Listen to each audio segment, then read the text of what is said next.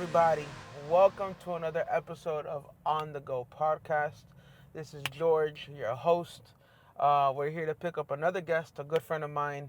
We're going to go ahead and speak to him a little bit about his life and how everything's going. So, you guys already know the drill. Let's give them a call.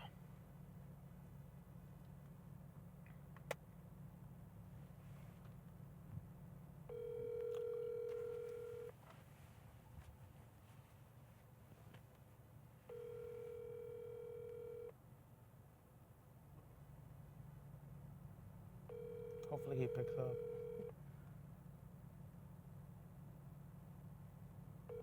Your call has been forwarded. He didn't answer. Let's call him again.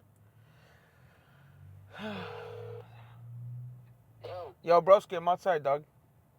Dale, sorry. All right, bye. All right, he picked up. He's making his way now. So, we're gonna zoom in a little bit. Yeah, perfect. So, yeah, guys. Hope everyone's day is going well. It is Saturday. It's already, 10:23 in the morning. 10:25 in the morning. I'm sorry. Things are going pretty good. Hope everybody's day is going well. Hope everybody is doing well. Uh, Once again, thank you guys, OGT, On the Go podcast, the OTG gang, for uh, tapping in one more time. We're here locked in. We're here to, talk to interesting people, talk to amazing people. A little bit for this is the first time on the podcast. The On the Go podcast is basically talking to everyday people about everyday life, um, and trying to see exactly how people's lives are going on. The people that are here on guest are people that I know, that I hold dearly, that I've had relationships with or met for a while or known for a while. I'm sorry, and we're here to just tap in, lock in, get to know them. So we're just waiting for our next guest to come out, so that we can go ahead and get started. But guys, before that, please don't forget to like, comment, subscribe, so that from there we're able to kind of get a little bit more idea of what you guys are liking, get more content going, and to be able to interact with everyone that's viewing. At the end of the day, none of this stuff would be possible if it wasn't for you guys tapping in. So for those who are able to comment, like, and subscribe, that would be greatly appreciated. Besides that, like I said, we're just waiting for our guests to come out, and yeah, we're gonna just be starting our day today. So far, I think after this, what I have planned is that after we're done shooting this episode, I think I'm going to the beach with the wife and a couple of friends, and then I have an event that I have to go to later tonight, that I'm serving in or participating in, helping out. And then I think after that, it's probably just home to just be able to relax and just chill with the wife. Probably get some sleep in, since I'm low key running on like 4 hours of sleep. Yesterday I went out with, I think, what is it, 4 hours? No, let's see. Yesterday I went out with a couple of friends to go hang out, get a bite to eat, play some pool, and then I woke up early to start shooting, and I went to sleep like around 2:30, 3 a.m. Woke up like around 7:20. So that's roughly about 4.5 hours maybe that I'm running on right now. Um, and yeah, we're just doing our thing there. So we're just waiting for our guest to come out, and we'll be good to go. If anything, guys, I'll start recording again once he comes out. All right, guys. There he is. He's on his way. He's coming now.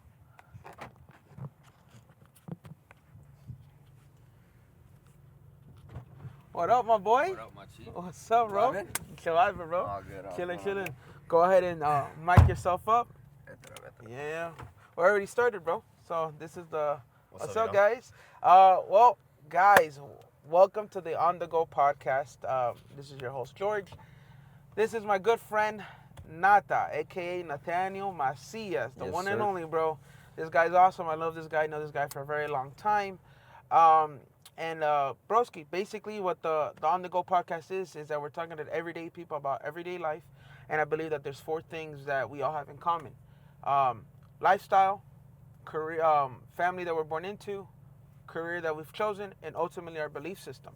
Yeah. So that's what we're going to be talking about today, kind of exploring your mind a little bit in regards to that.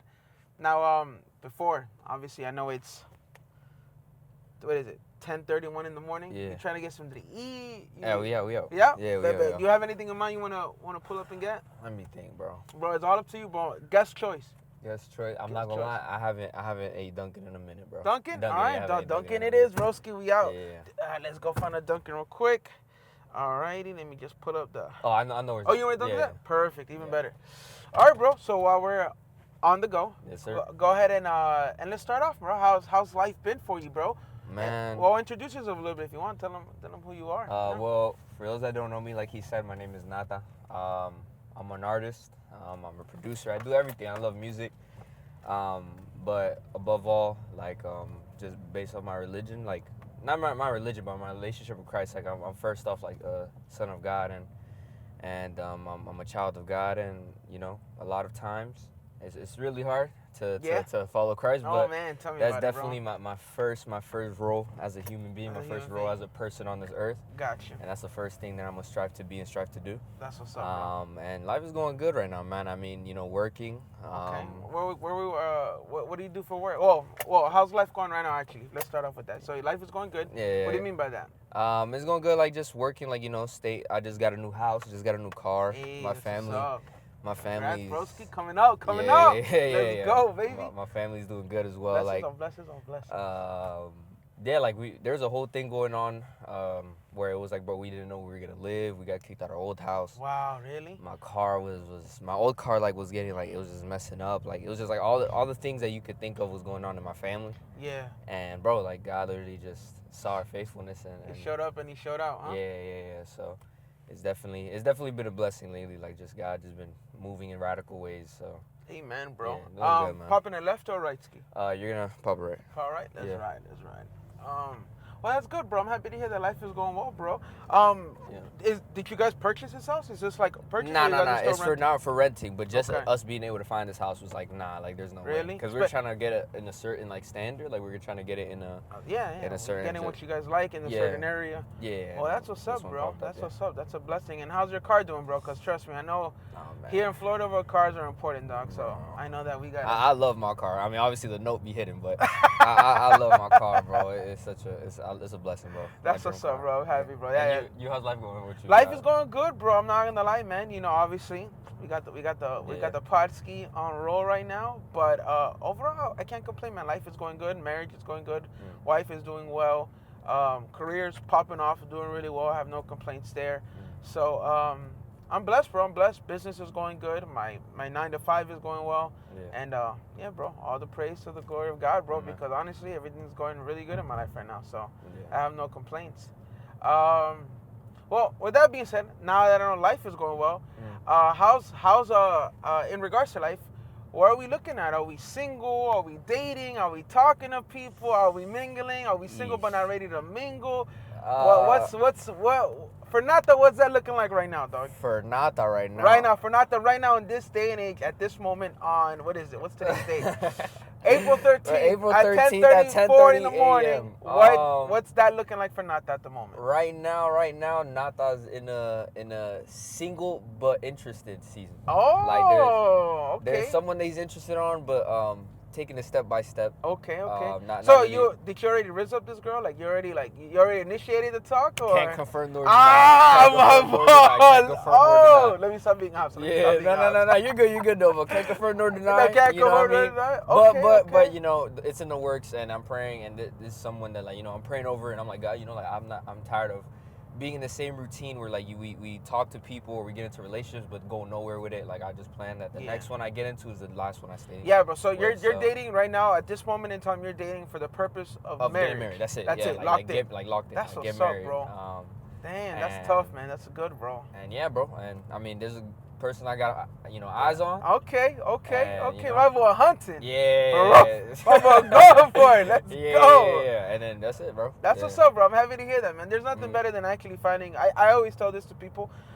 First, most important thing is one of the most important things is what you're gonna believe in. Yeah. And then second, at least for me, is who you're gonna marry to. Yeah, Because very whoever true. you marry to or whoever you marry is important, because that's gonna be the mother of your children. That's gonna be the wife that you need for you. That's gonna be the one who's gonna be able to lift you up, help in the moments that you're down, be your aid, be your help, be your support system. Like, you know, obviously outside of God, in regards to the realms of marriage, it's important. And obviously, bro, I'm 7 years deep. I'm making 7 years this December. Wow. But I know my wife since I was 21, and I'm Yeah. 30 now, and I'm turning 31 next month. So that's 10 years of knowing my wife. Yeah. What is it? 3 years of dating, and about 7 years of marriage in a span of, you get me? 10 years. Papa left. Yeah. So it's important, bro, because marriage, it's not for the weak, dog. Facts. Marriage is tough, bro, and it takes work. You don't ever clock out. You clock out of work, great, but You gotta go back home you to gotta the wifey. to the wife, bro. Yeah, Yeah. you gotta be able to put in that work. And so, what was like for you for your marriage? Like, what has been, I guess you could say, the hardest challenge when it came to like in Oh. marriage, but also the hardest challenge when it came to like choosing your wife. Choosing 'cause, you my know, wife. Okay, so interesting story. I've said this before, but for me, at least I had prerequisites that needed to be met, and as vanity's sake that can be sound like, it's what I know. It's not. It's I know what I wanted, and I wasn't settling for anything less than that. So I remember that I was going into prayer, and I was like, Lord, this is what I want. I want a big booty Latina, straight teeth, That's facts. a woman who loves you Yeah. above all things, who has a heart to serve you, and obviously a woman's gonna love me, who's nice and all that other stuff.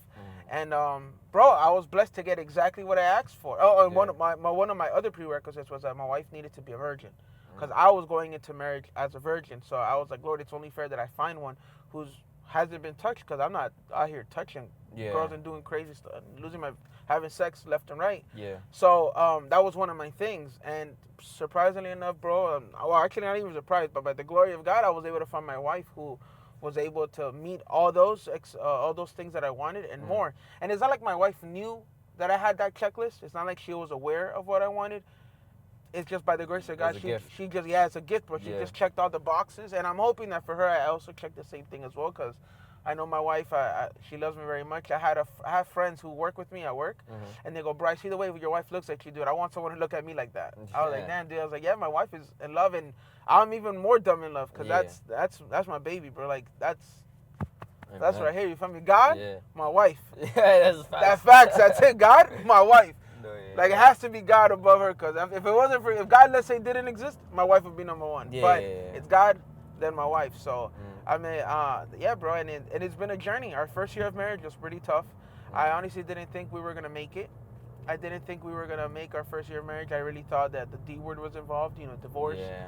But by the glory of God, bro, and getting mentorship and in here, and allowing ourselves to be vulnerable and really communicate, it helped us to be able to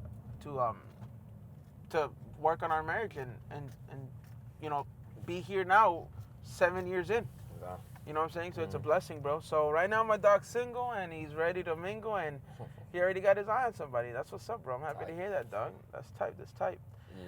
All right, bro. So what This was is the weirdest dunk I I've know, ever bro. seen in I've my life, never dude. seen this dunking like this before. This is crazy. Comment, please. Hey, how you doing? Well, thank you. Give me 1 second. Yeah, no worries. Take your time. Thank you. No problem. I've never seen a dunking like Yeah, I've this. never seen a dunking like This this is either. crazy. It's crazy. But I'm not gonna lie. It's kind of. I was like, man, I don't know if this is one that doesn't have a drive-through, because I think all Dunkins have a Dunkin's drive-through, right? drive-thru, yeah. I think that's what they're called. I think Dunkin'. Yo, they got Dunkin' tequeños runs? here now? Oh, I thought that was Dunkin'. I was like, nah. No. Tequeños, That would have been Dunkin' is crazy. wild. That would have been wild. That would have been wild. Yeah, that would've been wild. So what you think you're gonna get, bro? Obviously, all this is on the guest choice and all on the pod, bro. So what are you trying to get? Let me get the bacon, egg, and cheese croissant. Bacon, egg, and cheese croissant. yeah, You can never go wrong with a bacon, egg, and That's a cheese, fact, dog. bro. Yeah, bro. No. That's what you want to get a drink? I'm probably gonna go with those 2 egg white and veggies. I'm probably gonna get those little egg bites. Those things those slap, bro. By the way, Where you right, getting? right there. See, omelet bites. Oh, I've never seen. Those things are gas, bro. So I'm Right? bro, they're crazy. I'm gonna get that, and then probably maybe like I don't know. I already had some coffee today. I might just do a little water. I brought water. hydration. Yeah, I'm chilling. Yeah, I brought water. I'll probably do a little hydration. You feel me? I brought water. I'm chilling. So that's where we are right now. That's where we're looking at life. In life, we're single right now. We're ready to mingle. And it looks like you have your eyes locked on somebody already. Yes, sir. That's what's up, bro. Yes, sir. That's what's up. Yes, That's what's sir. up. Now, with that being said, how's your family? How's mom, dad, siblings? Bro, great, bro. My mom right now, bro, she's gotten the opportunity to be able to preach around, Mexico. Like, she's going to different places, man. Like, it's crazy. Dominican Republic, Chile. Dang. So, like, right now, family's doing great in their dreams as well and their purpose. That's what's up. That's And what's emotionally, up. we're doing good, man. My dad as well doing great. Like he's right now in the process of building like his own business soon. Hey, let's go, Um, Mr. Macia. yes, sir. And yeah, like even my grandma, bro, who lives with me, my sister as well. We're all just doing like our All own doing? thing, but That's we're, what's we're up, doing bro. well though. We're living by faith. Like just last year though, Mhm. without saying too much, because it's like No, it's okay. Can I get an order of the 2 egg white and veggie omelet bites? You want one order or two? Yeah, I'm sorry, just one order of that. I'm sorry. Okay. And then can I also get a bacon, egg, and cheese croissant? Okay. The Aki way? No, I'm just kidding. Yeah, just a regular bacon, egg, and cheese, please, on a croissant. Okay. Anything else? No. All right, that's it. That's all. That's all for today, ma'am. Okay, 11:32. You can go for it. Thank you so much. I appreciate you. the Aki way. The Aki The way. Aki The way. Aki way. Yeah, you gotta let them know. You gotta let them know, bro. You Yeah. feel me? But that's good, bro. I'm happy to hear that family's doing well, bro. I'm happy to hear that everyone's solidified everything Yeah. and blessings, bro. Just seems like everyone's just Bro. moving up, bro. You Yeah. got me? That's freaking awesome. Yo, and just last year, like we didn't think it was gonna get to this point, you know. I Like, know, you bro, Know, and when you're in it's- the middle of a rut, like you never think that You never can. think you're gonna come up on top, but bro, God is Yeah. just so good that it doesn't matter what it is, bro. He just shows up, and you're like, dang, Yeah, bro. this is really you guys. Yeah, and Like, it oh, has to be, Jesus. you know. Yeah, bro. There's and some- you, how's the family going? Family's good, bro. Family's doing well. Wife is Yeah. doing well. Yeah, I mean, I know that she ended up going to school for continuing her education to become a teacher. So that's on the works for her. For me, I have my pressure cleaning business on the side, so that's going pretty well. And then on top of that, the pod. How you doing, man? ¿Qué tal? Buen día. Apple Pay. Sí, mi vida, Apple Pay. Gracias, mamá. ¿Y me puedes pegar un poquito para adelante? Para allá, sí, cómo no. Sigue la colita ahí. Sí, está bien. Do I stop here? Or do I just Oh, she said follow the line. follow the line? All right, but Yeah. coño, people be loving Dunkin' out here. No pop, bro. But yeah, bro, everyone's doing good, man. Everyone's doing really well. I have literally no complaints. All praise be to the glory of God, because honestly, prayer life is on point. Right now, I am struggling a little bit with trying to get the Word of God in. Obviously, so I'm a little bit inconsistent with that. Yeah. My prayer time, I would say I'm a little bit more consistent with on a regular. But my reading the Bible sometimes leads. For some reason, I guess I just feel like I sometimes don't have time for it. But you really never have time for anything. You gotta know how to make time. So so I'm like, you know what? I'm gonna start. I'm trying to be more intentional with my Bible reading. But besides that, bro, work is going really well. Working out, I'm going stupid in. I'm still working out because I don't know if you know, but I have type 2 diabetes. So I got diagnosed with that about a year ago, and then ever since then, I had to make a whole lifestyle change. I had to change my eating habits, get a membership, lock in, work out 3 to 4 times a week, regardless of how late or how early it may be, just for my health, just because 2 reasons. First of all, my wife didn't sign up to have a type 2 diabetes, obese husband. And second of all, for my health, bro, because what type of example I'll be setting when I do planning to have kids? I don't want my kids to be like, my dad can't even tie a shoe because he's too fat, or dad can't play because he has type 2 diabetes. Like, you got me? And I refuse to let food control me, so I'm very, very mindful of what I eat and drink. I'm very cautious about it. I'm freaking checking my blood all the damn time, picturing my fingers and everything. I don't know if you can see that, but picturing my fingers all the time, just checking my glucose levels to make sure that they're well. And having to make sacrifices, bro. I can't really eat the stuff that I like to eat. Like, pizza's out of the question, pasta's out of the question, no sweets whatsoever. I'm more on the veggie, protein, some dairy side a little bit, but even then I'm trying to a little bit phase off dairy, or maybe have like a dairy consumption of 1 dairy product per day, but not multiple. And even then, coffee-wise too, like I just had coffee today, but even then I have to be mindful because this thing can just skyrocket that crap. So, and it's also a journey because I also learned to discover like what I can eat, what I cannot eat, and it helps me regulate. It helps me be more responsible, and also holds me accountable. Yeah. You know what I'm saying? So in a way, ever since then, I've just been kind of going stupid at the gym, lost like a good 20 pounds, and then just pushing through, bro. Pushing through, you feel me? Yeah. Just putting in that work. What about you? You work out a lot? Honestly, not really. I mean, I got a little bit into like working out just recently, like just trying to dip my feet in the water type of thing, where I'm just like doing a couple weights or like a couple like routines here and there. But nah, working out hasn't been like a huge thing for me because I've always been like skinny, like, or I've always been like fit because Yeah, I've always yeah, played yeah. sports like all my Yeah. life. So it's kind Yeah, of like he be balling, guys. He be this guy. Nah. he be balling. No. That's that's the humbleness. No, this guy be balling, bro. He knows how to play. But I definitely I want to plan because after a while, like I've had a lot of people tell me, yo, like after you hit 20 or after you're done with high school and after you get into a work habit, you stop going into playing sports and then you get fat and like nah, bro, like. I wanna try my best to stay fit, and I wanna one day be able to look back and my kids be like, yo, my dad like swole. My dad was swole, when your kid go to school and he's like, nah, my dad will whoop your dad.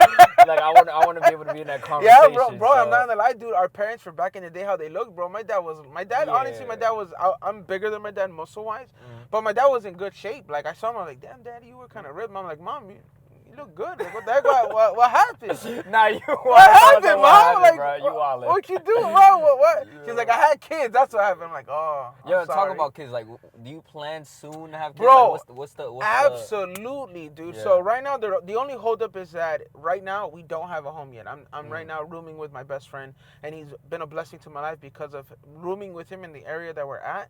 It gave me and the wife opportunity to be able to rack up and stack up bread in order for us to be able to purchase a home. So thankfully, because of that, it's been helping us out. So we haven't necessarily been having to rent out or like deal with leases or rent going up or anything of that nature, just because my best friend bought a home and he rented it out a room, and so he's my best friend and my brother. It's like It's you know what I mean? like you're chilling with the homie, like you know what I yeah. mean? So so that's been cool. That we've been on that for the last 3 years. Me and the wife has been saving up, but it also helps us not just save up, but also gives us the luxury of us to be able to travel, go out, explore and stuff like that. Which is what we're trying to do also as well before the kids come, because we know that when the kids come, we kind of have to settle down and pace ourselves a little bit. Not saying that we can't travel, but for the first couple of months, we're gonna have to bring it down because we have the kids, we have a new responsibility, our jits and stuff, los cabezones, I'm gonna call them. But yeah, bro. As soon as I have a place that's called my own, and we're signing those papers to have our place. Yeah. Before my wife puts that first box down, she's knocked up. She's knocked up. Pregnant. Pull out game, no more, more, bro. I'm busting all kinds of nuts into my wife, and I'm getting her pregnant, like double pregnant. Yeah. And my wife's a twin, so I'm praying to God. Getting twins is wild. Bro, and I'm hoping that I get a set of twins. That would be freaking phenomenal, dude. That would be awesome. I would literally, I would be so hyped for that. Like, it would be so dope. Do you know the amount of kids you want or not? Just Yeah. We actually, funny enough, we went out yesterday to go out to eat with a couple of friends, and then they asked her, oh, so many kids do you want? And I let her answer, because the people, when I say, they're like, oh, George, that's what you say now, but it's really up to her. I'm like, all right, I'll let her answer. And she's like, we want 4 kids and we want to adopt 1. So we want a family of 5. So we want a family of 7 in total. We both come from pretty big families, so we're kind of used to the house being crazy and all that stuff. And we want to have that for our own. We want to have our own kids. So this is why I'm working so hard to try to make sure that I'm able to provide a life for them and stuff like that. Yeah. But because kids aren't cheap, bro. That's a fact. But yeah, man. So as soon as we have a home, that's where we're locking in. Yeah. And then that's where we're for sure, 100% getting pregnant, bro. And that's gonna be such an exciting time. Like, you have no idea.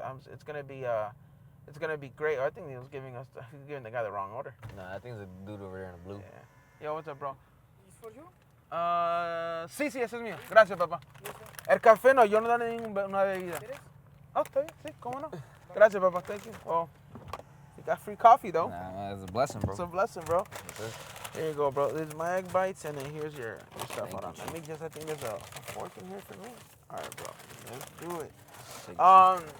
Yeah, let's just go find a spot, bro, so that we can just continue conversating, homie. But yeah, bro. Definitely kids are in the picture. Me and the wife my wife is dying to be pregnant. G? Like, dying to be pregnant. Like, bro, if I could get her pregnant tonight, that's what she would want. Yeah. Because she's dying to get pregnant. Like, she just wants to be a mom already.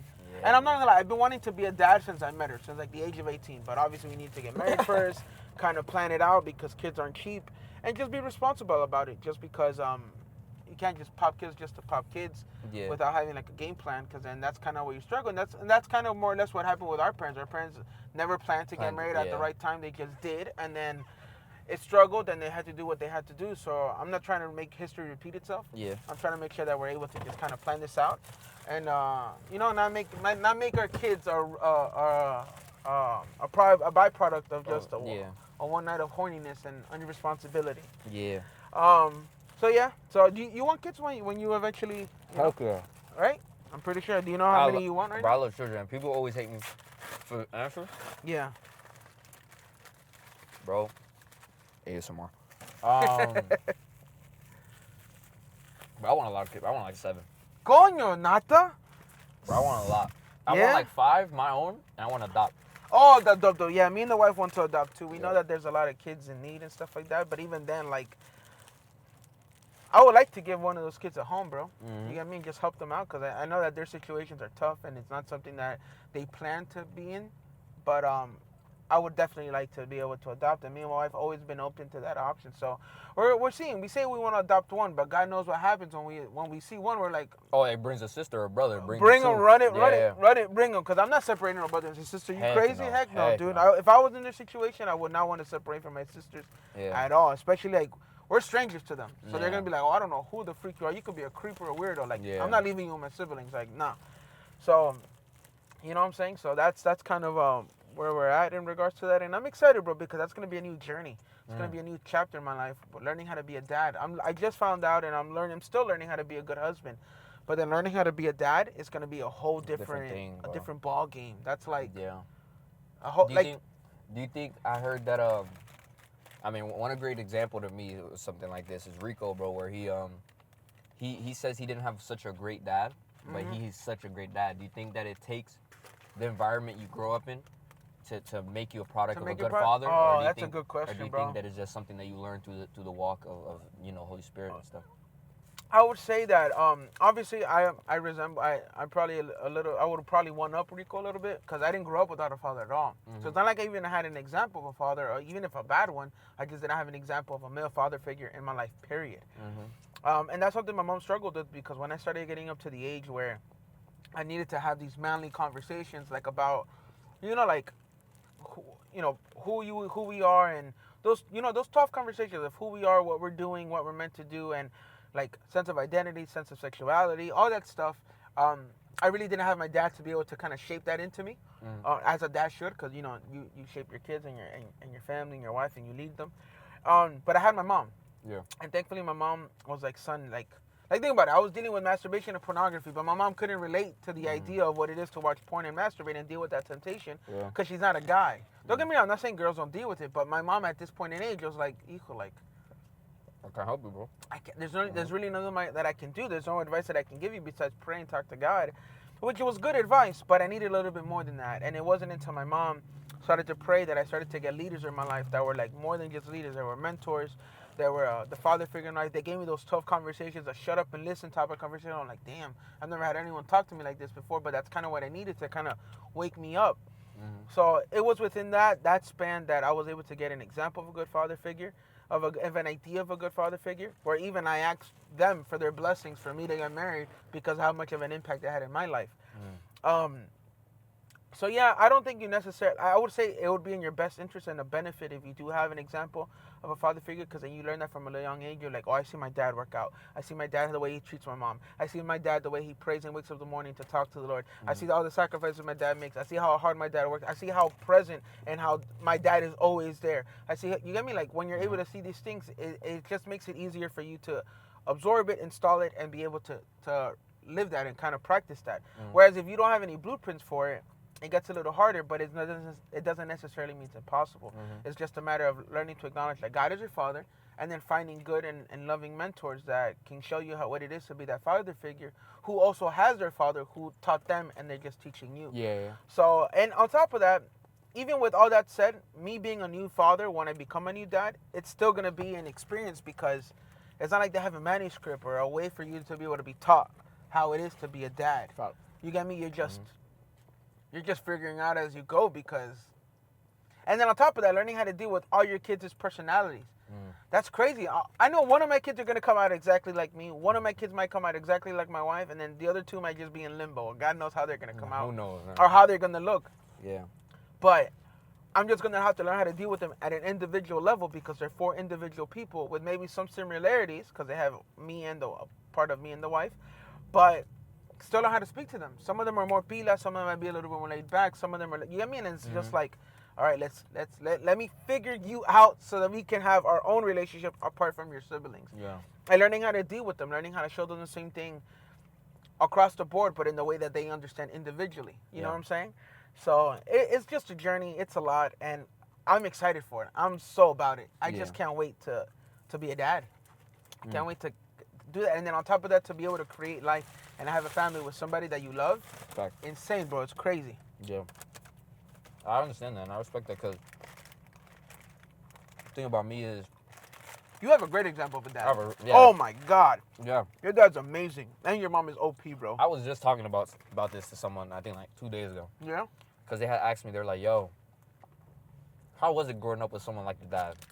I was like, bro, you would never know, bro. Like, of course, my dad was a great man of God. Mhm. And I was telling him, like, yo, like, I think there's a difference in being an emotional dad, like being an emotional man, Mhm. and being a man of God. Like, I think there's a huge difference, because a lot of people think that if you're a man of God and you're a father that's like a manly man, you know what I mean? Manly man. Yeah. That means that you can't have emotions.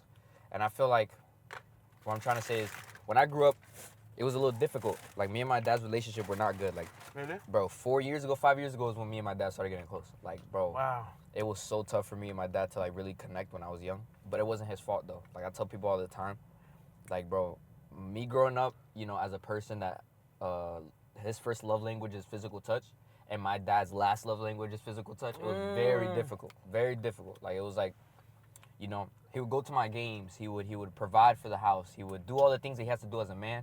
And I didn't see none of that just because he wouldn't, like, give me a hug or Right, kids would be like, or I'm proud like, of yo, you. Like, I love you, and hug me. Like, all he would do is, like, shake my hand. I remember, like, going to school before he dropped me off at school, the way we'd say bye is, like, giving a fist pump. Like, oh, all right, Pat. All right, chief. I was like, damn. Like, and I was You're my homie, dad. You're my dad. Yeah, I'm like, you my dad, bro. Like, what's up with you? And I remember, Hey, I love you. I love you too, Pat. it was really hard, bro. It was really hard for me growing up. But it wasn't until the Holy Spirit revealed to me that, you know, bro, like, your dad loves you more than you'd ever think or imagine. Like look at all the things he's done for you, type. And till this day, like, I tell people, bro, I thank God for the man that he put as my father, bro. Yeah, bro. Because, bro, this man, he basically showed me, like, what a man of God was without having to say a word, bro. Like, not once have I ever had to doubt, bro, my dad is drinking again. Or not once have I ever had to doubt, like, Take that off and go, bro. not once have I ever had to doubt, hey, my dad is hitting my mom behind closed doors. Wow. I have never seen my dad talk to another female. I've never seen my dad even raise his voice at my mom. I've never seen my dad leave the house and come back at like 2 a.m. I have never in my life seen my dad curse. I've never in my dad, Wow. like, bro, nothing. Like, my dad has been a great example of what a father is, of what a man of God is. Yeah. And whether I was emotionally, like, connected to him has nothing to do with what he was as a man of God. And I feel like that's something important, because a lot of times, you know, people, because then again, I also have to think, like, yo, I have to put myself in his shoes, and I have to understand that he didn't grow up with parents. He didn't grow up with people Oh, your dad? Bro, from the time he was like 10, 11, he had his first job already. Like, he had to provide for, like, his siblings. And he grew up with his sister. Like, his older sister was like his mom. Wow. And he's never had somebody to give him physical love. So your dad's a byproduct of his situation, or what ended up happening. And that's why his first love language is, like, acts of service. Like, the way he shows love is by being like, yo, what? You said you needed this done? Got Bet. you. Tomorrow the house is built, type thing. Like, that's Damn. That's his love language, because that's how he grew up. So then now, me being somebody who grows up with my love language being physical touch, with the way I'm with my mom, Oh, my mom, yeah. it was difficult for me to understand that. But he's never ever been the type to be like, yo, like, what do you, like, I remember one time we got in a huge argument, and for my emotions, I was like, bro, that's why, like, you know, I don't even feel love from you. He was like, what? And he was so confused, and he was like, what are you talking about?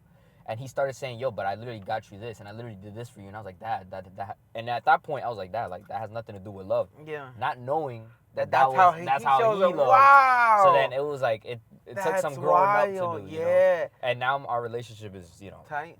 But, oh, that's what's up, bro. But, you know, that's something you have to learn. And I feel like that's another thing as well, because people can grow up with amazing fathers, but it's also the fact of, you know, there's some your own learning to do. And that's why I was asking you, because it was like, you know, you could have the best mentors, you can even have the best dad. But like you said, though, when the moment comes for you to have your own kid, it's a whole different playing field. Yeah, bro, you like, know it's what I a mean? whole different playing field, because, like, now I have to know how to be the dad that I didn't have.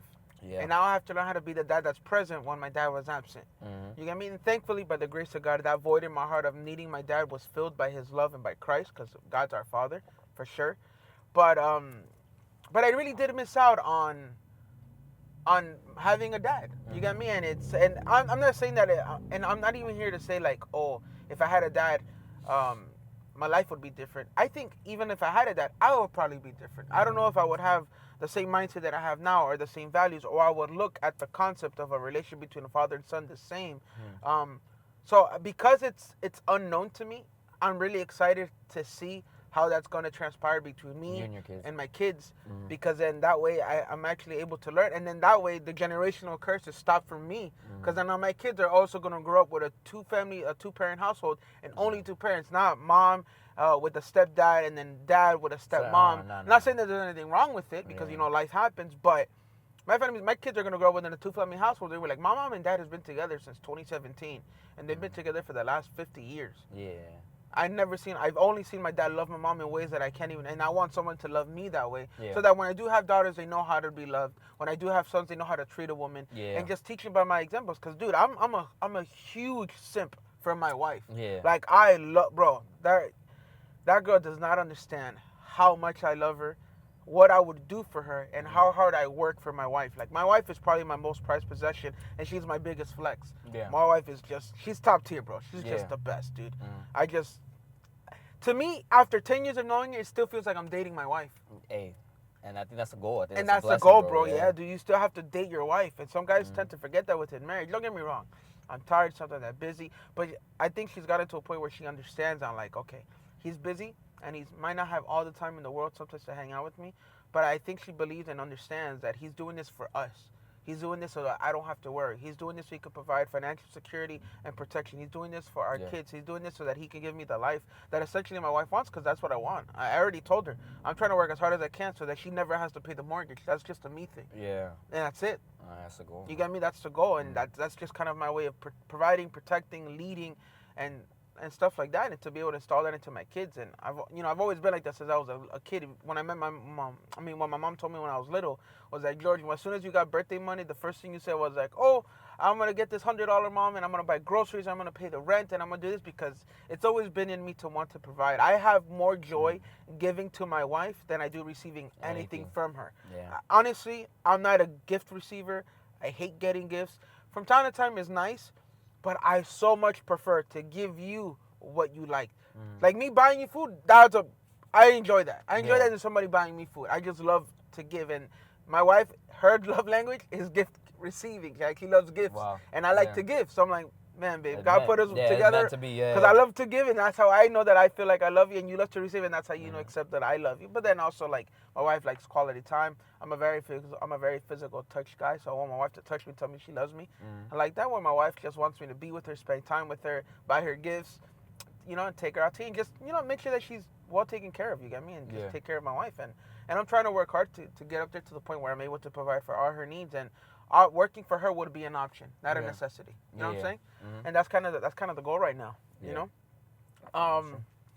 Now, with that being said, obviously I have a 9-to-5 and I have a business, but you are in the creative. You are now in the music industry. How did you fall into that? How did you find that you love music, and how did you even know that you're able to even make music, or that you make something and then people are like, dude, I like that. Like, bro, I'm still waiting for him to drop an album, because I be bumping to his music when I'm at the gym going stupid, going crazy. Yeah. So talk to me about that journey. How did you fall into the music world? Well, honestly, it started like when I was like 12, 13.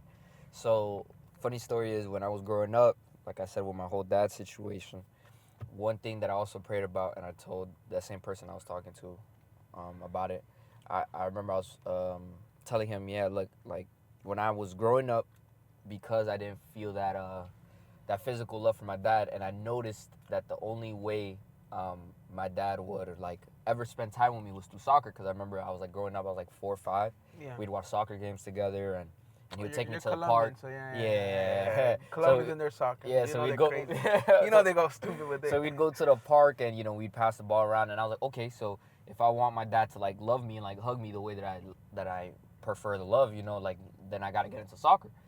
So I remember being like 7 years old, and that was my logic, and I get into soccer. Whatever. I go through these whole like this whole time period of just soccer every day, like just playing it, getting into teams. I got really good at it. I got like scholarships, and I remember being like 10 or 11, and I was playing for like very prestige like soccer teams, and I remember it was kind of like, yo, like this is my dream, bro. Like this, I'm gonna make it. Like my goal was like to make it famous. And I remember like I get injured when I was like 12 or like 13, and I get a stress fracture in my spine after a game. And I remember like we go to the chiropractor, and they tell me what's going on, and I'm like crying. I'm like, Ma, like why we gotta do this? And this was after like months of not going to church and using soccer as an excuse not to go to church. Gotcha. And I was getting like really, really rebellious, because it was kind of like I was like, I didn't even like church like before. Like before I gave my life to Christ, I only went to church because my parents went to church. And I was like, bro, church is like, it's so religious. Like they have so much standards, so much rules. Like I don't like this. Like it's so annoying. And I remember I was like, but I have soccer, so I don't even gotta go anymore. And then I remember I get injured, and my mom is like, yo, so now that you're injured, now let's go to church. And I'm like, damn, bro, like you really gonna rub this in my face, right bro. now, Mama. All the times you gonna tell me that now. No, like, right now. Okay. You know they gonna say like, let's pray over the healing. Now the first thing you say, let's go to church. church. And I remember I ended up going. That was around the time that conference was going on, and we were in the new church. This is during like Faith, Hope, and Love type conference. Okay. Yeah, if y'all weren't there, that conference was amazing. But anyway, so, and I remember going to conference and God revealing so much things to me, and brought healing over my heart. And I remember I make the decision that moment, like, you know what, God, like, I have 1.5 years, 2 years to figure out this whole soccer and heal the stress fracture in my spine situation. So forget, I'm gonna just give you my attention for now, and hopefully later on, I can get back to soccer. That was my logic. Yeah. I remember I go to my Exodus at 13, and I remember I healed from so much, and I learned so much about myself. And I remember one of the things that I learned was like, yo, like the only reason why you even picked soccer was over pride. Like you want to prove people wrong, and you want to make your dad happy. You're not even doing it because you like it and you're good at it, but you're not even doing it because it's your purpose. You're doing it because you want to prove something to yourself that nobody has like put on you. You're putting it on yourself type of thing. And I remember like the reason you've been pushing me away for so long is because like you have such an anger towards your dad. You have such an anger towards your leaders, because also like before I went to my Exodus, I already gone through like 2 different leaders. Guys, by the way, in Exodus, we go to the same church. Yeah. So in Exodus is a 3-day retreat where we go and kind of solidify our relationship with God to become youth group leaders in our church. So that's what he's referring to, just in case. So yeah, like bro, like I already like gone through 2 leaders. Like one leader left, and then I was already on my second one. And after my Exodus, that leader left, and I remember I had a 3rd leader. And then after like finishing leadership class, that leader left. Like I already had like so much. Wow, bro. And I was like, bro, like I have a hatred for all these things, and that was one of the reasons why I didn't really want to. Yeah. Because the person that really got me into Christ, like going to a group, like my main leader, my first one, he left. So it was kind of like, bro, like I don't even want to be in this no more. Why'd you do that to me? Yeah. No, and I had the similar experience too, bro. I remember I got really, really close to one of my youth group leaders. And then he ended up coming to me. Like, this is when I was like in leadership class. So at church, guys, in our church, we have leadership classes to teach you how to become a youth group leader so you can start hosting. So in the middle of me, this is back in the day when they had 3 classes. Now they only have 2. But back in the day when I was in the 3rd class, my leader comes and tells me and breaks the news like, hey, bro, church isn't for me anymore. I don't know if I want to serve God anymore. So just letting you know that I'm out. And he left. And he just stopped coming to church. Like, he stopped coming to church. He stopped doing hosting group. And he kind of left me, a 12-year-old boy who didn't have a father figure, who really got close and started looking up to him, high and dry. Yeah. And then I had to take up the mantle to become a youth group leader. So at that point, I was 12, 13 years old, and I had guys that were in our group that were like, nah, that's literally me, bro. 19, 20 years old. I'm like, what am I going to tell you, bro? I don't even know who I am yet. Yeah. But I 100% we definitely have the same story where, like, right after they left, I finished leadership class at, like, 13. They're like, yo, you're going to have to take the group. I was like, what? I was like, what are you talking about? Bro, I just got... Yeah, this was when... And, bro, it was a whole journey. That's a whole different story in itself. But just to get to the music part, remember I was 13, just got out of, like, Exodus. And I remember I was... when you give your life to Christ, you still need to do that transformation. And I was giving my life to Christ, and I would go to school, the day after and be like, yo, like, I'm not cursing no more, y'all. Like I'm a good kid now. And they're like, bro, you're weird. And I remember I was still getting into fights and stuff. There's one last time. You a brawler, bro? Bro, every day, bro. I would fight all the time, bro. Like, it was terrible. And so then right after, like, literally, I think a couple days after my exodus, I got suspended from school for fighting. Oh yeah. You were saying And you I were remember a big my brawler. yeah, my dad like took me to because I couldn't stay home. Yeah. So my dad was like, "Yo, like just come to me with." My dad works at church. Mhm. And then he was like, "Yo, come with me and you know, just spend the day with me." And I remember I go to church, and he's like, "Yo, my fault. I can't spend the day with you. Like I gotta go do some stuff, but you know, like hang out with this guy right here. Like he'll take care of you." And it was Ricky. Ricky was like the music director at the Music time. director at the time, yeah. And he was like, "Yo, look, I really can't take care of you, but there's a computer here. There's like a music program. Like I don't know if you want to play games. I don't know what you want to do, but here, like just stay on the computer." And I'm like, "Wow, I'm really getting handed off." Like, so whatever. It's Then getting tough. whatever. And then I was like bored, so I'm like, "Man, frick, I'm gonna be here all day." So then I started making some music, and it was the first time I'd ever like made something on like a computer, because I grew up with like I played the drums growing up. I played the piano growing up, and I've had like music, you know, all around me. You know, my mom was a professional salsa dancer back in Panama.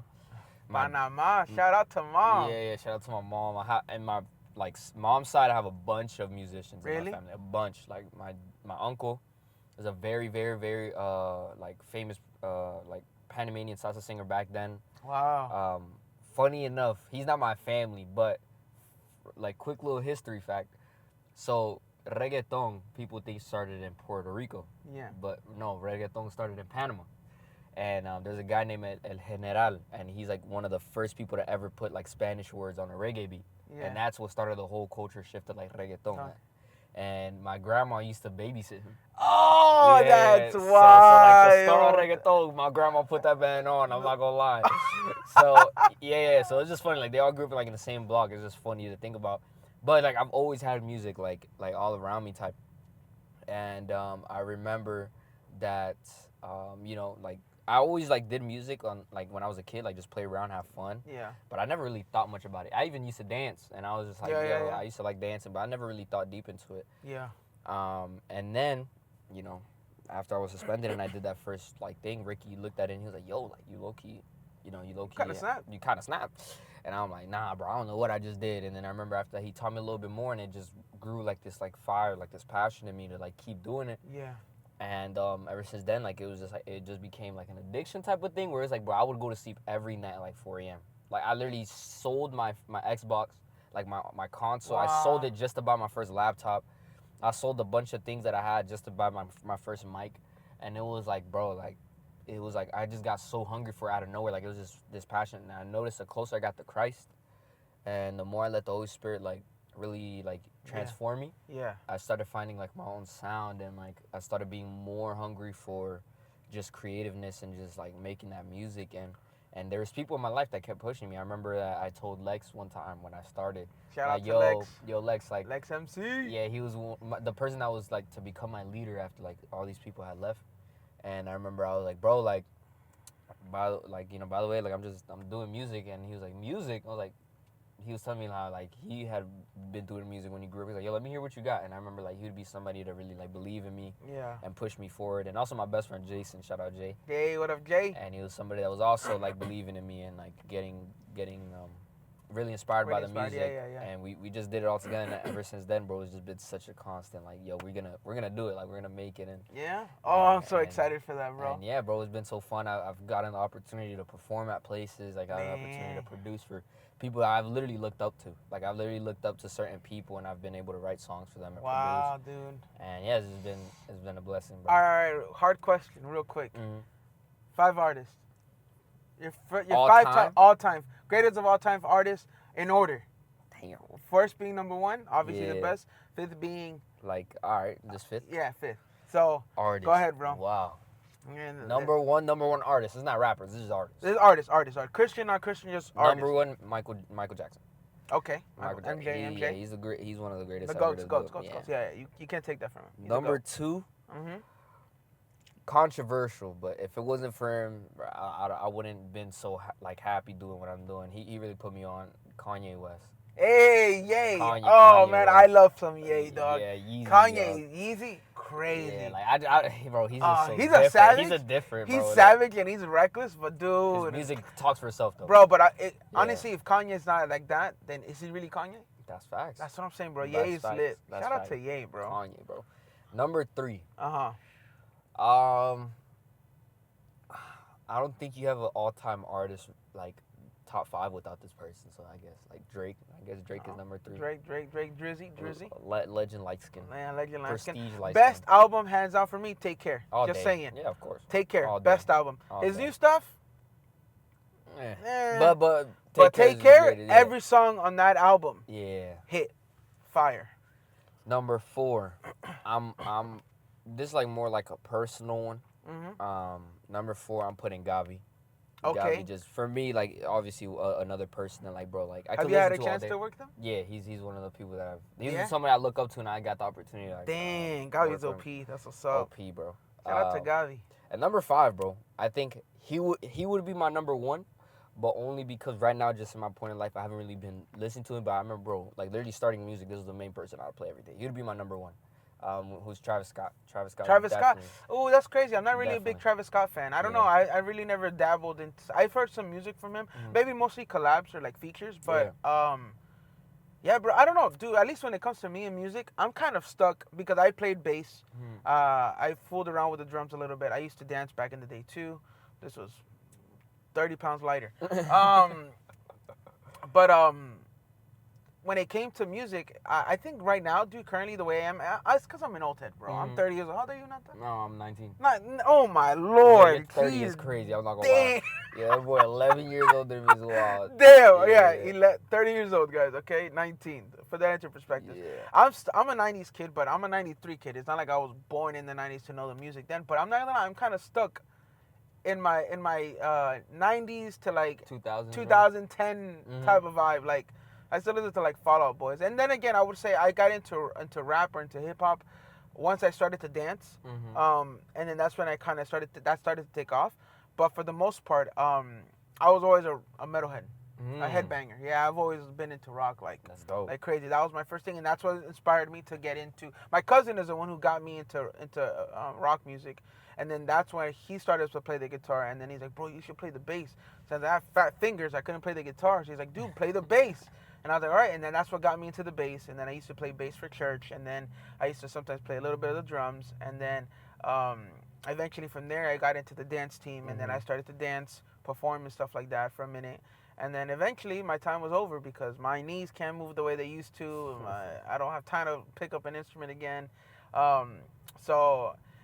yeah, bro. I would say that's a good list, bro. I'm not gonna lie. I agree with 1 and 2. I like 1 and 2 a lot. I love Kanye, bro. Kanye's crazy. I love Kanye, Taylor bro. Swift at 6, bro. Oh, But, really? Hell no. Calvin, bro. Taylor, you a Swiftie, bro? No, I'm not a Swiftie. Okay. I'm more of a I'm more of like a Billie Eilish than a Swiftie. Okay, I respect that. Yeah, I I'm think more of Billie a Eilish is wrong. I prefer Billie Eilish over a Swiftie. She's OP. Yeah, she's OP. She's OP. But yeah, bro, music always been a thing, bro. Even, bro, I remember the first type of music I listened to at home was like salsa, bro. Like I could not wake up and not hear salsa playing in my house.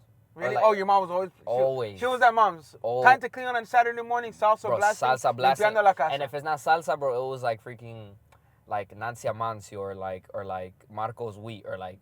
It was always something, like, there's always music playing. Like, always. So it was just like, you know what I mean? It was just like, I could never just not listen to music. And I applaud my mom for that, bro, because she opened up my ears to, like, different... Because if it wasn't for that, I'd be closed-minded right now. I'd be like, oh, no, I'm only listening to rap. Bro, you can catch me now. I was just last night with one of my disciples, bro, and I was putting them on. I was like, bro, we're listening to EDM. We're listening to like, indie so music. you really do dabble into And all everything. the genres. Bro, there's not one genre I don't know. Like, not one, bro. Like, so do you do this purposely because you like to be able to dabble with any type of avenue when it comes to your music, or is this more just because you like them? Just because I love them. I think before an artist, I'm a music lover. Like, I just love like, bro, I look into the beautiful things in every aspect of music. Like, I remember, like, I used to have a phase where I was just like listening to only rock, and I also had a phase where I was listening to only dubstep. This when Skrillex was popping. Oh, Skrillex was popping. And I remember I had a phase where I was listening to only pop, and I had a phase when I only R&B, and it's like I get to like these really deep phases where like I fall so in love with it, but then it opens up the room to be able to listen. Oh, but there's also neo soul, and there's also like jazz music, and it just like opens up the doors, because everything in music that people don't understand though comes from one thing, bro, and it comes from passion. Like, music comes from like the heart. Like, you can hear a song and understand, okay, maybe it doesn't have the same jazz like influence rhythm to, than this song. But understand that every single song has a story and has a passion. And like when you listen to it, you're not listening to it just for it to go through one ear and go through the other. Like you're listening to it because it's investing something in your soul. Yeah. And music is the only thing in the world, bro, that can enter your body without you even noticing. You know what I mean? Because it's through your ears. Like you can close your eyes. You can close, your nose, but your ears are always going to be open. You know what I mean? And when you listen to music, it goes into your soul and it goes into your heart and it affects you in a certain way. And that's why, one, is very careful. You have to be very careful what you listen to. But two, also, like, it's very beautiful when you listen to something and you just feel like these emotions, like, yo, where are these coming from? That is crazy. And, I'm not gonna lie. it's Yeah, the music, bro. true, That's it's why I've true. always loved music, because it could touch people in a certain way that nothing else can. Nothing else can. No, Like, honestly, it's very true, bro. Because there's times where I'm having a good day, and the music I play just makes it better. Yeah. But then sometimes I'm like down, and then it's crazy. But there's genres for like everything. sad days. Like, Yeah. oh, I got a sad day playlist. When I'm feeling down, I just play that playlist. I'm like, yeah, exactly. that's exactly, crazy exactly. to me. I'm telling you, bro. I'm That's telling you. insane. Yeah, I live by this blueprint with my music, and Yeah. just anything I listen to, I live by this blueprint. Uh-huh. I live by a great song. I'm not talking about an artist. I'm talking about a simple song. Simple. A great song has to have three things for it to be great, bro. Okay. A story, Mm-hmm. an emotion, Mm-hmm. and a spirit, right? Okay. So how that works is, Break that down for me, yeah. so let's say I'm gonna put two artists on the table, Okay. right? I'm gonna put a Kanye, Okay. Kanye, yay. and I'm gonna put a Lil Pump. Lil Pump. Okay. Okay. Kanye, the reason why he's so great, we could pick Runaway, we could pick Flashing Lights, we could pick any of his greats. Oh. They- Through the Wire. Yeah, Through the Wire. Well, that's a great example. That's a great example. Through the Wire. My So top favorite Kanye song for sure. yeah, so in a spirit, what does that mean? Have you ever heard a song before and it gives you goosebumps? Yes. Have you ever heard a song before and you walk in a room and like, yo, like I just feel so happy, or there's like songs where like you listen to and you just like, bro, I don't know why, but I just have to listen. Like it's just so addicting. Oh, dude, there's some songs that I put on replay, and that's all I listen to all day. Yeah. Like I'm like, bro, I just can't get enough of this song. I don't know why. That's the spirit of a song. That's the essence of a song. Like it you can literally just play a beat by itself and it won't be the same as having the whole song together. That's the spirit of a song. Like it's the backbone of it. Yeah. Then there's an emotion of a song. That's the thing that makes us like, an emotion could be, yo, this song makes me feel happy. Okay. Or this song makes me feel sad. Or this song makes me want to mosh pit. Like, and the emotion of a song is what makes the song crazy. listen. Like it connects people. The emotion of a song, right? The spirit attracts you. The emotion like connects people. You. Okay. Now the story is obviously the story. Like obviously it's like, yo, you can have those two great things, but if the story is freaking, I went to McDonald's and I bought a Big Mac, it's like people gonna be like, what the freak am I listening to, bro? Right? So you have to have all three, because if you miss one, you aren't having a great song. And that's why Kanye is such a great example, right? Because he, like, Through the Wire, the story's amazing. Story's amazing. Obviously, from the moment he starts rapping, you know exactly what he's talking about. Yeah. And then you listen to the emotion, and you could tell like his emotion is hunger. Like he's hungry. Like even though he's injured and like his jaw's literally broken, he's still like hungry, and you can feel like, oh my gosh, like the emotion is just crazy. And then the spirit, obviously, from the moment you press play, the beat is just it drags you in. Crazy, bro. And then so obviously sick. Lil Pump has nothing like that, so that's why he has no longevity. You know what I mean? Yeah, Lil Pump is Lil Pump. It's Lil Pump, bro. Lil Pump is Lil Pump. Yeah, Don't get me wrong. If you're trying to go stupid, like then that's emotion. you're trying to go. But it has no story. Yeah, it has no spirit, so just- that's why it goes yeah. nowhere. So I always live by those three things. man. So would you say that a good artist that wants to be present from the old to now has to have those three things in Has order to. to be relevant? Has to. For example, great example, Drake. People don't understand this. Or Lil Wayne. These people have been out since like Lil Wayne? 2005, 2006, 2007, 2008. And he's still in Bro, the and he's industry. still him. And he's still like known now, and he's still relevant. And Why? he's him, bro. Because he understands that concept.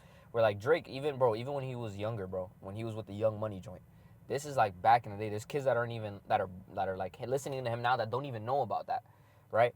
And he's still that's relevant, true, bro. Honestly, like I think So- it was a couple of new guys like that from our youth group that are young. They're like 15, 16 years old, and they're like, "Oh, bro, did you hear Drake's album?" I'm like, "What's the oldest album you from Drake?" "Oh, bro, it's like an album that came out like two years ago." I listened to Certified Lover Boy. That's the oldest one I've heard. Like, bro, what? Bro. I'm like, nah, did nah, you nah. forget the masterpiece Take Care? Take They're Care. like, what's Take Care? I'm like, oh Nah, you my need to slap them dead in the bro. face, bro. That's disrespectful. Jesus. No. That's what I'm saying. Like, I feel like you need to have those three things, and obviously those other, when it comes to producing and the beats and the way that things sound, there's a different concept. But I feel like for it to be such a song where like people remember you for it, Yeah. has to be those three things. So now, with that being said, that's you as an artist making music. Yeah. How did you transition from making music and being an artist to producing? Because I'm Yeah. assuming those are two very No, different, very different. right? Yeah. Even though they coexist, they're two sides of the same coin. Yeah. But because one can't exist without the other, because you Yeah. need the artist to make the content, and then you need Mhm. the producer to essentially produce it. Producing. But how did you get into production, and how did you get into that? Man, so I produced first. Like I started making beats first. Okay. Because I was very like I wouldn't say shy, but I was very okay with being like the backbone. Like I didn't like hearing my voice. I was like, bro, I hate how I sound, bro. Really? I hated it. I think every person hates the way they Yeah, sound. bro, Don't get me I wrong. hated how I hear I back sounded. this and I go, dude, that sounds disgusting. Sound like a Bro, I hated Gross. how I sounded, bro. And I was like, bro, I'm never making music. I make beats, but I'm a rap for fun. yeah. Because yeah, I've always been somebody that likes to write. I remember being in detention for so long, and going in so much detentions and going to so much like bro, Pen and paper, bro. huh? All they gave me was paper and a pen, and they gave me like this library. That's where the detentions were. And I remember I was like, bro, I'm definitely not writing no essay.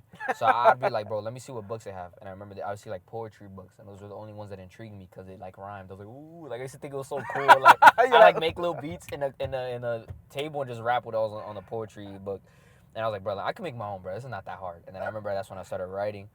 And you know, even since then, I was always writing, always writing. I didn't know how to express my feelings at a young age because, like I said, it was really hard for me to express myself because I didn't have a dad that was expressive. So I didn't know what it was to be a man to express himself Gotcha. through his words. So it was really hard for me to express myself. But the only thing I was able to express myself through was like writing. So I got good at that. But I always kept it like in the down, like in the low key. Low key. Yeah, and then the thing that when I started making music was just producing, making beats, playing piano, playing the drums. Like it was just cake for me. And then it was like years after, 13, 14, 15, where I was like, bro, frick it. 15, I was 15 years old and I was in school and there was kids that I would make beats for at school. And I remember like we'd rap like in the class, bro. Like, in the middle of class, I'm like, bro. If he's making music, put it on SoundCloud and it's this easy, bro, I bet I could do it. And that's when I started like really like working on it. And it worked, bro. It took me 2 years to really be like, you know, forget like, ain't nobody bro. care how I sound, bro. It's literally my own thing, bro. It's my own mind. It's your own mind. You're creative, Yeah. bro. And like you said, if you have those three essence, bro, you could have the worst voice in the world, but they'll listen to you because you're giving them a whole show. So yeah. Yeah. I've heard people that literally don't even sing like, they're not Whitney Houston. Yeah. And they're amazing because it's just they know like they know how to portray like what the story, the emotion, and the spirit through their voice, and that's all bro. that matters, bro. You know. That's awesome, man. Yeah. That's dope, bro. So you already released what? You already released an album out. Yeah, I think I have a joint album with Lex. Okay. I have my own first ever project, Okay. the Hue EP. I have like a couple singles out here and there. I have a joint project with Jason. Okay. If y'all haven't heard that, you should go either. Like I love that. I loved how that like project came out. Yeah. And then I just dropped a new single like a couple weeks ago.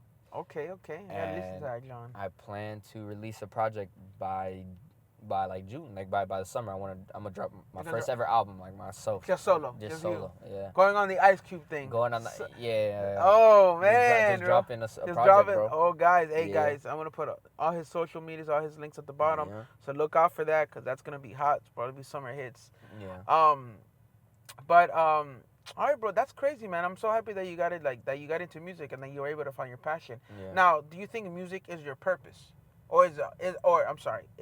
Because we know our purpose is to serve the Lord and stuff like that. But do you think it's part of your purpose? I believe that you can have, like, I feel like there's a main purpose, you know, and I feel like there's a lot of things that, you know, God gives you talents, like, to invest in. Okay. You know, just like in the Bible, like, you know, God would give people talents. Like, it was called silver and gold, but it was like they would give them talents, and whatever they did with it, it was a way they could invest or lose it. Gotcha. So I feel like, you know, definitely music is a way that God is going to use me to reach out to people. God has definitely told me multiple times, I'm going to use your music to reach out to the nations, blah, blah, blah. But I think that it's not something that, you know, people take it as like like, I don't think it's a purpose where, you know how Bishop's purpose is like to be a bishop, you know, like that's his thing. I feel like I'm gonna have so much different things going on. Like I'm gonna be a businessman. I'm gonna be, you know, a musician, also, you know? yeah, but I feel like, yeah, music definitely okay. one of the main things, because, bro, there's no way. So it's like God's purpose, and then music just aligns with that. Yeah, I feel like it's right there. And I'm honestly happy, bro, because I know people that, bro, they get purposes, or not purposes, but they get like passions for things, and like, bro, it's like for them they don't even find like the love for it. You know what I mean? Like I've heard people that come up to me like, yo, I think that God is telling me to get into construction. I'm like, bro, amazing, bro. God is gonna call you to build things, and then a year in, they're like, bro, I hate it, bro. And it's just like, then either God was wrong, or either you're just not really in love with it, or like just invested in it, or looking at the right angle towards it. And it's just like, I'm just so happy that I guess I found my view at it, my vision, my perspective with it, and I'm just so in love with it, bro. I truly believe there's a difference in saying and doing, but I truly believe that I could do this for like 20 years and I'll still be so in love excited, with it. so in love with it. Yeah, bro. I just That's love what's up, it, bro. And honestly, I think that's what matters, bro. Because at the end of I remember that one. Before I turned 30, I had to make a decision because I was like, all right, I'm working 2 jobs. I'm gonna get married. I'm gonna have a wife. I need to be able to have a stable career because one thing my wife is gonna be looking for is stability. Mm-hmm.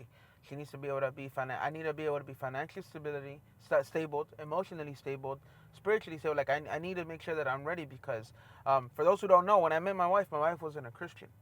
So my wife didn't. She believed in God like any traditional Hispanic girl, but she wasn't serving the Lord how I serve the Lord, right? And it wasn't through our moments of dating and all that stuff that she ended up finding the Lord on her own and saying, you know what, I'm gonna serve the Lord like this. And then now we're both serving the Lord together. Yeah. Um, but at the beginning, I had to be all those things and be ready because if not, then my wife would have been lost because then if I don't know what I'm doing, she's not gonna go. She's not gonna know what she's doing. She's gonna be following me, and then if I fall into a ditch, she's gonna fall with me. So, but I was like, all right. One thing I know that I've learned through the Bible, through Christ, and through going to marriage classes and marriage retreats was that 2 things that the women look for is for provision, financial stability, and protection. So my job is to provide and protect. So I was like, I can protect her. But obviously, at one point, I was so fat that I couldn't protect her. Bro, I got so fat to the point where I couldn't even tie my shoes because my belly was in the way. Wow. It was bad. And that's how I ended up having type 2 diabetes. My neck was turning black. I couldn't sleep. My vision was blurry. It was horrendous. So I was like, I need to get that taken care of. Thankfully, by the grace of God, I'm handling that now, and I look way better than before then. Yeah. Saw that stuff, so which is good, and I'm a lot stronger, and it's just a blessing. So I took care of that. And then second of all, I needed to find a career. So I was like, Lord, I need to find out what I'm good at because I can't go through these different avenues, all these entry-level jobs, and then it gets me nowhere. And I don't want to have 2 jobs for the rest of my life because at one point I had 2 jobs all the way into 2020, where I had 2 jobs and I was working 25 hours each job, 50 hours a week, 100 hours every 2 weeks, while I sometimes still doing full-time school at the university and also going doing church and everything else and all that stuff and having a girlfriend, my wife at the time, dating her was also takes time. That's a lot of juggling. Yeah, it was a lot of juggling that was going on. So I was like, Lord, I need an escape. I need to be able to find a career, something good at. So I ended up finding through that journey of discovery, I ended up finding that I was good at 2 things. One, I was good at teaching, right? And 2, I'm good with people, so I was good at managing. So I was like, all right, Lord, these are the 2 things that I know for sure you have given me the gift for that I can do. I can definitely manage people, and I love people enough that I can manage them. Rude or not rude, nice or not nice, I can talk to them. And 2, I don't mind teaching as long as it's a subject or something that I'm aware of. If you ask me about wrestling, I can teach you everything that I know about wrestling to the best of my knowledge, right? So then I was like, all right, Lord, I need to get into one of these 2. And then the Lord opened doors where I was accidentally able to fall into the insurance world, like car insurance, like with like Progressive or Geico or all these insurance companies. I was able to kind of fall into the realm of car insurance. And at first it was hard because I was a claim adjuster, and one of the hardest jobs I've ever had in my life. I was there for like a year and 6 months until I transferred to another role, department, and to another role, but with another company. And then that led me to where I am now, where I'm making a good amount of money. I'm not here to say I'm flexing or I make a bunch of it, but I do have a goal, and this position and this role that I'm in currently has gotten me very close to my goal. So I remember that once I ended up getting the career that I had, and then working and taking care of my health, I was able to actually see that God was able to fulfill His purpose in my life, but because I had those things in order. So it's just a matter of saying, you know what, like this is what I have to do, and this is what I needed to get done. but it was because of the grace of God that I was able to find out what I needed. I was able to find out what I needed, like what I needed to do, how to get there, and then from there on, the Lord just kept opening doors and doors and doors and doors to get me to where I am now, where I'm able to provide my wife with protection and stability in both sense. Where my wife literally told me yesterday, "You are my safe space. Like when I'm with you, I feel safe." My wife never has to worry about anything popping off because she knows I'm always gonna be her line of defense. You know what I'm saying? So it's just crazy, man. How sometimes yeah. like how life works and how sometimes God just moves. Where I didn't know where I was gonna end up because I was like, Lord, what's my purpose? And I thought my purpose had to be that I was gonna do like God knows what. I knew that my purpose was I never wanted to be a pastor or a preacher or you get me stuff like that. I'm perfectly fine with just being a youth group leader and then being a Christian, just preaching the word of God. But I was like, Lord, I need to figure out what I'm gonna do. Financially, Financially, I need to do something. And thankfully, by the grace of God, I am where I am. Where Mm. I was able to purchase all this equipment, purchase everything that we're using for the podcast, and still have some to take care of my wife, pay our bills, because you know adulting stuff that we got to do, and then eventually, essentially, is to eventually pay the whole mortgage myself once we buy a home. Yeah. So all that to say that that yeah, man, it's just it's been it's like how you've been saying, it's an adventure for you. It's crazy uh how something negative from a suspension ended up leading you to Music. music. Yeah, to my dreams. To your dream, to what the God has called purpose, you yeah. to, a part of the purpose of what God has planned for you, which everything. is Yeah, everything has a purpose, bro. yeah, bro. So you were using, God gave you a purpose to preach the word of God, and He's like, this is the avenue you're gonna use it in, music, Yeah. and that's crazy, bro. Do you think, like, I believe also like what God gives you as a talent or as a gift, Mhm. He uses that to bring down His kingdom, to preach, maybe to heal people, to whatever it is. Do you think that with your purpose, how do you think God is gonna translate that to bringing His kingdom? Like when it comes to just the businesses you're gonna open or the dreams that you have, how do you think God could use that when it comes to bringing down His kingdom? I think that's a really good question. I think that the way that the Lord will be able to use whatever I have at my disposal, regardless if it's businesses, regardless if it's this podcast, Mm-hmm. regardless if it's my 9 to 5, whatever adventures or whatever journeys I venture to or avenues I venture to, Mm-hmm. I think ultimately, because of how I am, Right. I'm a very passionate person. I'm very loud. I'm obnoxious. I'm annoying at sometimes, and I say that with a flex. I'm strong. I'm loud. I trust me. I make myself known, Mm-hmm. and I think because of how God made me and how I am and how I approach things, I have this grace and favor that the Lord is able to some weird way use what I have and what I do to get His word across. Yeah. One of the purposes of this podcast is not just to have people that are here that are Christians, but it's to have people here of all walks of life.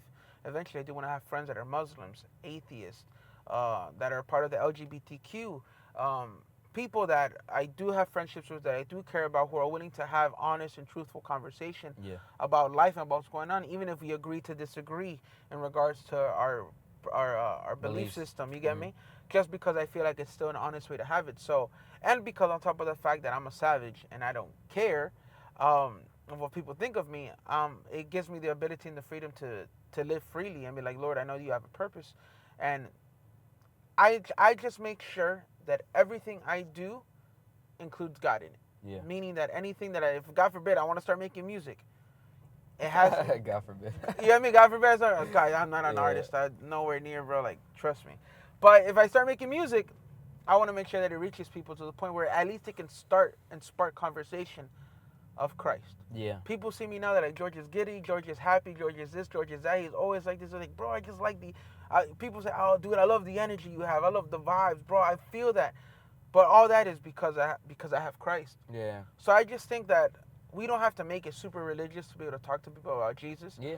Just like the music you make doesn't have to be John 3:16. John 3. You get me? Like, every single, you know what I mean? I'm not saying there's nothing wrong with it, but it doesn't have to be that because realistically, we already have enough of that. We need music that could people be like, whoa, that didn't sound Christian to me, but you are a Christian. Yeah. Let me talk about that real quick. Yeah. You get me? Where it gives people, we give the opportunity to people to spark conversation because I think that's what's really needed, a place to be able to spark conversation to talk about Christ, because then again, we're not here to force anyone to believe in Jesus, but we would like to have the conversation about who Jesus is to us so that maybe It plants the scene.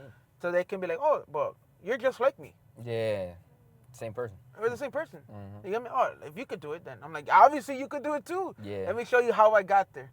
And then that's where we're able to kind of just talk about Christ without being manipulative or controlling or No, deceiving. Because you know how yeah. some people can be like, they just trick you to be a Christian. I'm like, bro, we don't have time to be tricking people to be a Yeah. Christian. If you want to be a Christian, I'll help you with that. If you don't, you're still my boy. Yeah. Like, you're still the homie. Like, only because you don't believe in God doesn't necessarily mean that I cut you off. You're still the... Bro, that's a big thing, yeah. That's a big thing. And I feel like right now I'm in the process of, like, making, you know, like, a label, collective type of thing. Like, me and Lex are in the works of it. Wow. And for a long time, I was trying to find out a name. And it's funny you say that because I think that's one of our biggest issues, I guess you could say, or one of our biggest things we have to break, our biggest chains, I guess, as a church or as a Christian. Because the thing is, yeah, we're Christians, but I feel like that word itself, it's so, like you go up to anybody in the world that isn't Christian, you say I'm a Christian, it instantly throws them off. It has a negative connotation to it immediately. Immediately. It has And it sucks that it's like that because it shouldn't be, but it is, bro. Yeah, exactly. And that's the thing, though, because it was kind of like, I remember in my job, like, I love everybody, bro. Like, I could have conversations with anybody and anyone. Like, I have friends that come to me like, bro, how do you do it? Like, I was just, bro, I just don't care. Like, I just love talking to people because they have their own story. You know, I love to get to know people. Exactly. And I remember at my job, so like my regular 9 to 5, I work at T-Mobile. So at that job, like, you meet a bunch of different people on the daily. Like, people come in every single day, and bro, you meet so much different stories. And I have a coworker, and he's homosexual. And I remember the first day that, like, I got to work, like, bro, he was very talkative. Like, you know, we were getting to know each other. Yeah. And bro, he's a great person, bro, great person. Awesome guy. And we're talking, we're laughing, and, you know, he's laughing at the jokes, and we talk about, like, our favorite movies. And, like, we're in a group setting, and we're all talking, and, bro, we're all just connecting, bro. And I remember this when I first started, like, a month in. And I remember that we were talking about something. I don't know how we got to the conversation, but then I brought up that I was Christian, and then I go to church. Bro, his mood changed instantly. Really? Like, instantly. Like, bro, I remember he was smiling, and we were laughing. I don't know where he got serious. He was like, oh, and he asked me, like, oh, so you're religious? Like, you're Christian? I was like, yeah, like, I'm Christian. Like, I love God. I go to church. I actually have to go to church today. Like, it's a Wednesday. And he's like, oh, okay. Bro, instantly, you could tell, like, the conversation definitely shut off. And he's like, oh, I'm going to go use the bathroom. And, like, he, like, left, bro. And I remember, like, for, like, 2 days I was thinking about that, like, damn, is it? Because this was before I found out, like, he was, like, homosexual. Yeah. And I remember, like, yo, did I, like, kind of make him uncomfortable? Like, what happened? And I remember, like, a coworker of mine came up to me, like, oh, you didn't know? Like, he's homosexual. I was like, oh, now it makes sense. And I remember because of that, I pushed even harder to, like, love on him. And I pushed even harder to, like, talk to him. Yeah. And now, bro, we laugh all the time. Like, bro, like, just the other day, like, I was like, yo, because I haven't seen him in so long. He was on vacation. I was like, yo, where you been at? Like, I was like, you know, and, you know, we talk now. And, like, he knows I'm Christian and he knows I love Christ. And he always comes up to me and he's like, bro, how is it that, like, when I talk to Christians or when I go to church, because he's heard of our church before. Like, his mom used to go to our church. Wow. Like, we've gotten into deep convos. Yeah. And he was like, bro, how is it that, like, you're like this? Like, I remember going to church and people would judge me.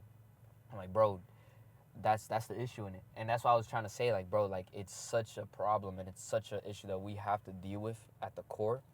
Yeah, and, like, just, it was just, like, this is such an issue, bro. And I feel like it was something that God has been putting in my heart to, like, really try your best in the music, especially in the music industry, because people in the industry need it. Yeah.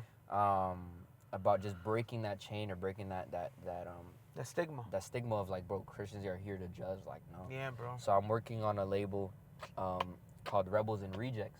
Rebels and Rejects, okay. And, you know, I'm going to have a bunch of artists and a bunch of producers, videographers, like, just different things of people that believe in the same vision. And the vision is that, like, you know, we're here to make not just, you know, music, not just content, but we're here to make, you know, just art through the talent that God has given us. Yeah. Not for the church and not for the people in the world, just for God. Just and for God. whoever gets healed from it, gets healed from it. Because it's like, you know, we're always going to be rejected by the world because we're followers of Christ. But we're always going to be rebels to church. Yeah. Because Jesus was both. Yep. He was rejected by the world, but he was a rebel to the Pharisees. To the Pharisees. So it's like, how is it that church. he's the Messiah and people are still going to doubt him? So it's like us doing our job as following him, people are going to doubt us.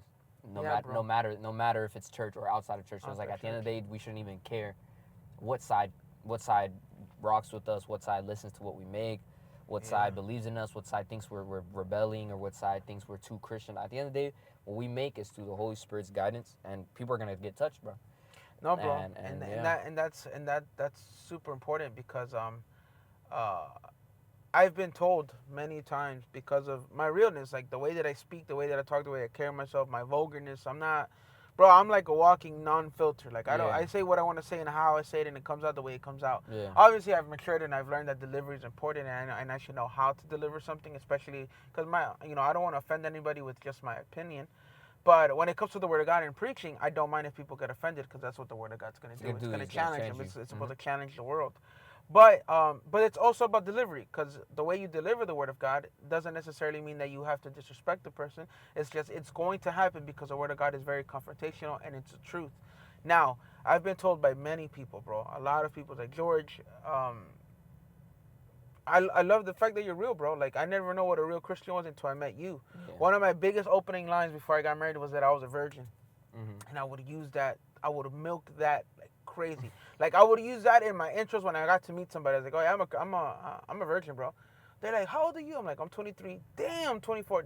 Damn, and you still haven't had some of the unforbidden fruit. I was like, nah, bro, I haven't had a taste, dog, nothing. And they're like, oh, is there any reason why? And then that was my excuse to talk about Jesus. This is why. XYZ, XYZ, XYZ. And it got to the point that I remember in one of my jobs that I had, it was in a call center, that everybody knew that I wasn't a virgin. He just traveled. It got to the point where I was preaching and talking to everybody about Jesus in the break room. And I was just talking about Christ and just sharing the gospel. And just they were asking, what about this? What about that? What about this? What about that? All because I said that I was a virgin.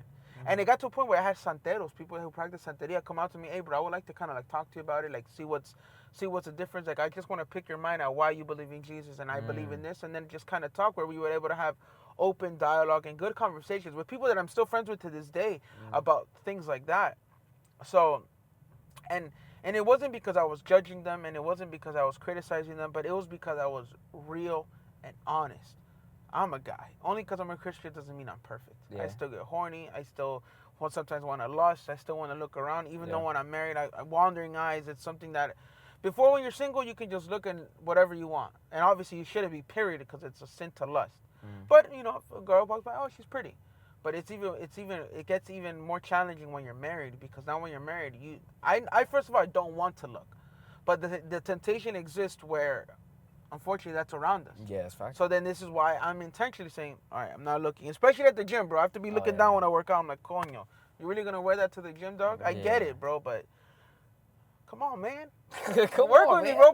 Keep the pump cover on and keep it long. Yeah. You feel me? And it's like new challenges present, and it doesn't change the fact that I'm still a man and I'm a guy and I have all these feelings. But I just think that all those things are reasons to be very relatable to the person next to you or to the next person, because they also deal with the same things. Very true. Married men are also dealing with wandering eyes, where sometimes wandering eyes leads to infidelity, leads to cheating. Where this is why I'm like, I don't have wandering eyes. You know what I mean? If my eyes want to wander, I tell my eyes, yo, what are you doing? Let's pray. Lord, I need you to remove this crap ASAP. Like, I don't have time for this. I love my wife because I love my wife. So it's just a matter of, I like using everything that I have in my arsenal and everything of all of my imperfections to be able to be compatible and relatable to everyone who has those exact same imperfections. Yeah. So they can know that Jesus did it to me, he could do it to you. Am I perfect? No. Is he still working in me? Yes. Do I still have mentors that I have to reach out to? Yeah. Yes. Do I still have people that hold me accountable? Yes. Do I still have to pray and read my Bible every day? Yes. It doesn't stop. But it doesn't mean that I make swing better than you. Yeah. I'm like, bro, if you and me are both if you're probably technically better than me, since you don't need God, because apparently you're doing so well. Yeah. But I know I need God. And obviously the matter of the fact is that everyone needs God. Very true. But this is why I think people are sometimes church hurt or have a bad taste in their mouth of what a Christian is, or that word Christian has a bad stigma to it, because it only takes, you could do 100 things right. It only takes the wrong thing, one, that people are going to fixate on. You could meet 100 great Christians. It only takes that one Christian who called a homosexual person a word that they weren't supposed to be calling them, or judge them because they were living a different lifestyle, for them to be turned away and say, you know what, I don't want to be friends with Christians anymore because you guys are XYZ, all the same. Do you think that's the fault of the person, or do you think that's the fault of the one Christian that messed up? The fault of the Christian that messed up, I would say. Okay. Yeah, because a person, remember, I believe that people that don't serve the Lord, or don't have Christ, only go based on what they know, and I Mm-hmm. can't be upset at them if what they believe is the correct way, the truth way to live, because they have yet to be preached the word of God. Now, once I preach them and they still deny it, then that's perfectly fine. That's their choice. You get me? God didn't tell us to hold a gun to the head to make them believe. Our job is just to give them the option to believe. But I think that if you already know the truth and you consider yourself a Christian and you walk with Christ and you Mm-hmm. still choose to continue to act that way towards any type of people, then at that point it's on you, not on Yeah. them, because they're going based on what they think it's right. You already know what's right and you're still It's choosing to tripping. do wrong. Mm-hmm. You get me? Yeah. So that's why I'm like, bro, you know what? Like, this is why I live my life. Like, literally, I take how the Word of God says, my life is an open book. Yeah. Take a page from any part of George's book, and we'll go through it in detail, bro. I have no shame. I have no embarrassment of talking about my issues with masturbation, pornography, with that. Well, that was my biggest one. Just those two, really. Um, Wandering eyes. When I first got married, my eyes were just trying to go. I was like, what the heck is going on? This has never happened to me Yeah. before, and now it's a new challenge that the devil's just trying to throw at now that I'm married. So I'm like, all right, Yeah. Lord, we gotta rectify this. Mm-hmm. Making sure that my relationship with God is up to par, making sure that I'm reading the Bible on a daily basis, being fed spiritually, and then obviously as time gets older, as I get older and time goes on, sometimes even leaving work too late where I can't make it to church, making sure that I'm able still to go to church and not put excuses. Yeah. So new different outcomes, and I mean new different problems required different outcomes, and it's a matter of just learning to adjust and be like, all right, Lord, what are we going to do? How are we going to rectify this? How are we going to fix this? And just making sure that there's no excuses to serve the Lord. Just because I have more time, I'm busier now than I was back then, doesn't mean that I should serve God less. Mm. So this is why I think, bro, as Christians, it's I would say it's not for the easy. Yeah. Being a Christian is not easy, bro. Being a son of God or being a Jesus follower is not easy, Definitely bro, not easy. because Christ already said it. The world's gonna hate us, but it's just a matter of us of learning how to love them, even in despite them hating us. Yep. You get me? Mm-hmm. So, and obviously the last thing we were gonna talk about was belief, but I think we already kind of discussed that, bro. We're both Jesus followers. You feel me? And it's just a matter of us just trying to put one foot forward and just continue to serve the Lord and see where this goes off. You know what I mean? And talk to people and use every avenue and everything that we have in our arsenal to try to show people that, hey, man, I'm not perfect, but I have a God who is. Very true. You know what I'm saying? Very true. Yeah. All right, bro. So with that being said, just so that we can kind of maybe close off on a good note, I have a question to ask you. It's a pretty deep one. Mm-hmm. All right. And you could take your time to answer, but I've been asking everyone this, so it's like an ongoing question. Yeah. All right. If this was our last conversation, what would you want? What would you want me to leave with? Mm. If this was our last conversation, Nate, meaning that I drop you off and I never see you again. If this was our last conversation, what would you want me to leave with? What would you want them to leave with? Mm. That's a good question. I know. That's a great question. Yeesh. I think. It's a loaded one too, my boy. Yeah. Last conversation, bro. I think it would be, yo, don't take anything for granted, bro. Nothing. Not even the breath that you wake up with. Mm-hmm. The shirt that you were able to put on today. The video that you clicked on. Don't take anything for granted, because as small as it may be, nothing is a coincidence. I feel like every little thing, from the way that the rain drops, or the way that, from the way that the sun hits a certain part of the world, like, it's all on purpose. God is a God of purpose. Mm-hmm. And I think we as, human beings, and we as just Christians, as people, as males, females, whoever's watching, I feel like we take everything for granted. And that's why we don't see the blessings or the beauty in things. Like, bro, we wake up and we don't even pray, or we wake up and we don't even give thanks. Like, God, at least I woke up today. Yeah. Or we're able to do podcasts like this, and like after a season or two, we're like, yo, God, like, we don't even give you thanks anymore for allowing us to do this. Exactly. The clothes on our back. We don't even, when we go buy clothes, we don't even pray saying thanks where we have the finances to buy clothes. We just do it.